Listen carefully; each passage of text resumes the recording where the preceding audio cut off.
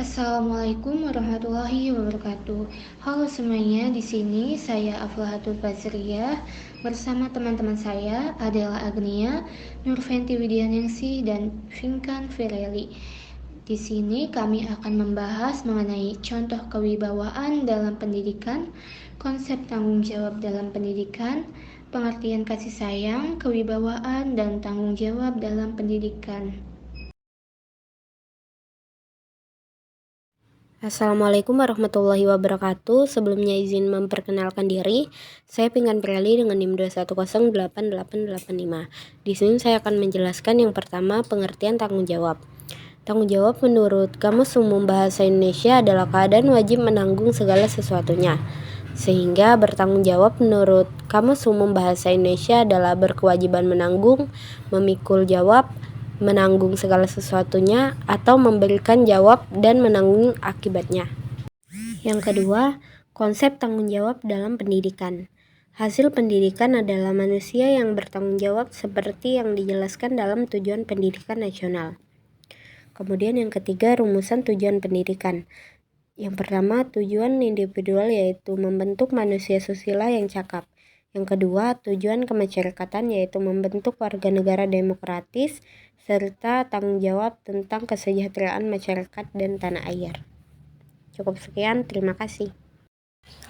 Assalamualaikum warahmatullahi wabarakatuh. Sebelumnya izin memperkenalkan diri. Perkenalkan, nama saya Nurfenti Widianingsih dengan NIM 2108709.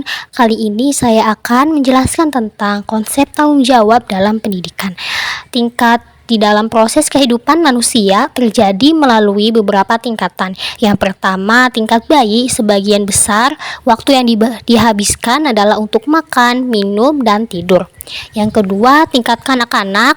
Aktivitasnya tidak jauh dari bermain. Yang ketiga, tingkat anak, aktivitasnya dengan sosialisasi di luar keluarga. Yang keempat, tingkat pemuda, pertumbuhan dan perkembangan menuju ke arah kesempurnaan. Yang kelima, tingkat dewasa, segala aktivitasnya sudah harus dapat dipertanggungjawabkan. Assalamualaikum warahmatullahi wabarakatuh. Sebelumnya izin memperkenalkan diri. Perkenalkan, nama saya Nurfenti Widianingsih. Di sini saya akan menjelaskan tentang contoh kewibawaan dalam pendidikan. Yang pertama ada karisma. Karisma adalah keistimewaan yang bersifat pribadi, yang berbentuk daya pikat dan pesona yang dimiliki seseorang untuk membuat orang lain tertarik dan terpengaruh. Yang mana karisma biasanya berkaitan dengan hal-hal yang melekat pada diri pribadi seseorang. Penampilan fisik seseorang guru memiliki pengaruh terhadap kewibawaannya. Oleh karena itu, seorang guru tidak boleh cuek terhadap penampilan fisiknya. Yang kedua ada performa. Performa adalah kebiasaan yang lahir dari standar dan plan kerja yang dimiliki oleh guru. Biasanya performa terwujud dalam bentuk sikap tegas, cerdas, sopan, konsisten, jujur, dan selalu memiliki solusi saat menghadapi masalah. Jika siswa menganggap gurunya cerdas dan selalu mampu memberi solusi terhadap kesulitan siswa, guru tersebut memiliki performa yang bagus. Pengakuan yang tulus itu akan terlahir dari para siswa atas kemampuan yang dimiliki oleh gurunya. Pengakuan inilah yang membawa dampak positif terhadap interaksi guru dengan siswa, yang akhirnya proses pembelajaran di kelas akan lebih lancar dan menarik. Yang ketiga ada keunggulan. Maksudnya kewibawaan seseorang banyak ditentukan oleh keunggulan tertentu yang ada dalam dirinya. Keunggulan berupa kelebihan yang dimiliki dalam berbagai hal, tergantung kepada situasi kewibawaannya. Dalam bidang akademik, kewibawaan akan banyak ditentukan oleh keunggulan penguasaan akademik tertentu. Keunggulan yang berkaitan dengan kewibawaan guru mencakup keunggulan dalam kompetensi yang dituntut oleh jabatan profesi guru. Seorang guru akan diakui kewibawaannya karena memiliki kompetensi sebagai sumber keunggulannya yang mencakup kompetensi profesional, personal, sosial, fisik, moral, dan spiritual. Keunggulan atau kelebihan ini dapat diperoleh seorang guru melalui pendidikan formal dan informal, pengalaman dan pembinaan yang diperoleh baik di dalam maupun di luar pelaksanaan tugasnya. Yang keempat, ada rasa percaya diri. Dalam hal ini, rasa percaya diri sangat berperan penting bagi seorang guru, yang mana jika seorang guru memiliki rasa percaya diri yang tinggi, di sini guru akan lebih meyakinkan dengan wibawa yang mantap, sehingga dapat mempengaruhi orang lain. Rasa percaya diri lebih banyak menggambarkan kualitas kepribadian seseorang yang bersumber dari konsep pribadinya. Contoh kewibawaan dalam pendidikan yang selanjutnya yaitu ketepatan dalam pengambilan keputusan. Ketepatan dalam pengambilan keputusan, seorang guru dalam mengambil keputusan harus yang bijaksana dan tepat, sehingga dengan hasil keputusan yang diperoleh akan banyak menentukan kewibawaan. Lalu yang terakhir ada tanggung jawab. Seorang guru harus memiliki tanggung jawab atas keputusan yang telah diambil, yang mana setiap keputusan yang telah diambil akan menimbulkan berbagai konsekuensi, baik positif maupun negatif. Jika seorang guru menghindari tanggung jawab, akan mengurangi kewibawaannya sebagai pendidik. Assalamualaikum warahmatullahi wabarakatuh. Saya Aflatul Fazriyah dengan NIM 2103403.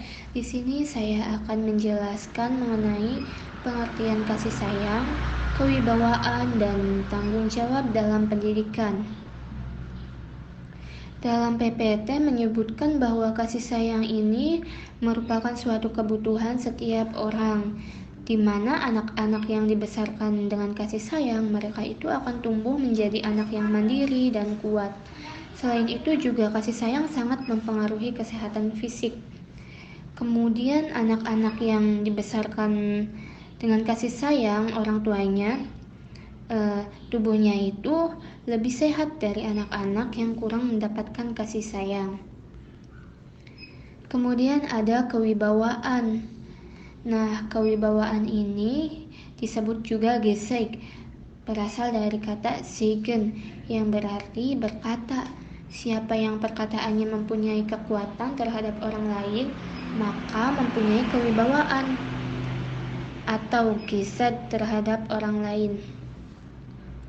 Kewibawaan juga merupakan suatu syarat mutlak dalam dunia pendidikan, di mana artinya jika tidak ada kewibawaan maka pendidikan pun tidak mungkin terjadi.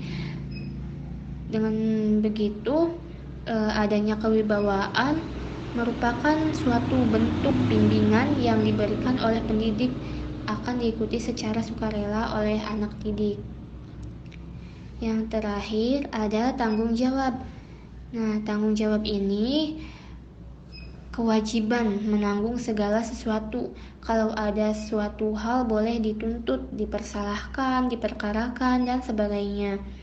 Sedangkan pendidikan ini berasal dari kata didik, yang artinya mendidik, memelihara, dan memberi latihan, ajaran, pimpinan mengenai akhlak dan kecerdasan pikiran.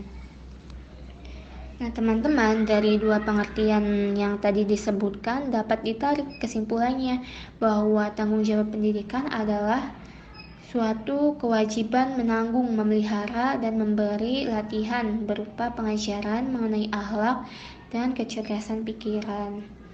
Baik, cukup sekian yang dapat saya jelaskan. Kurang lebihnya mohon maaf. Terima kasih. Wassalamualaikum warahmatullahi wabarakatuh.